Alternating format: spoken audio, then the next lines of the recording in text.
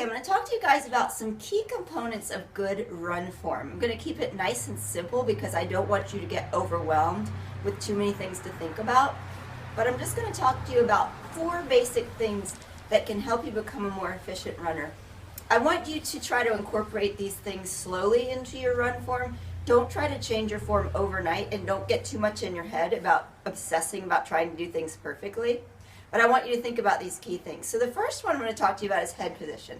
When you're running, you don't want your head position to be up here because it's kind of going to force your hips into a backward position.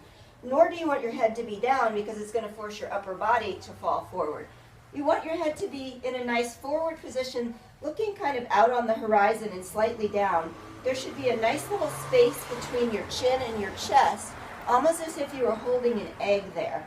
So by doing that, it helps to keep the rest of your body in nice alignment. The second thing is arm position. You want to keep a nice short lever with your arms so that you're not using extra energy. So your arms should be at less than a 90-degree angle, and they should swing from the shoulders.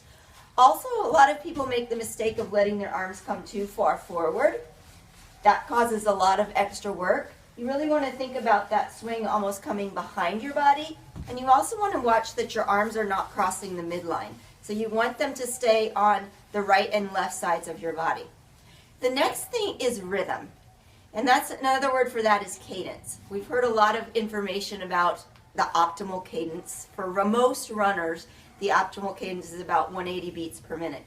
But everybody is starting off from a different place.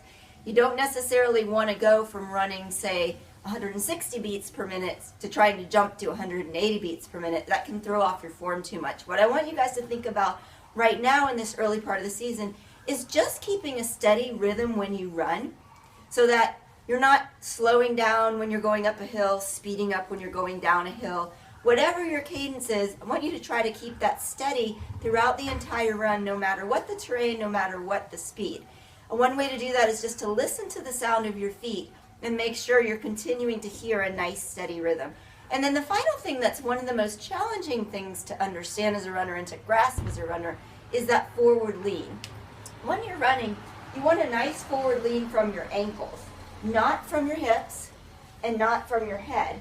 So you want to think about a straight line from the top of your head, through your shoulders, through your hips, through your knees, and through your ankles. And when you lean, that lean comes from the ankles versus coming from the hips.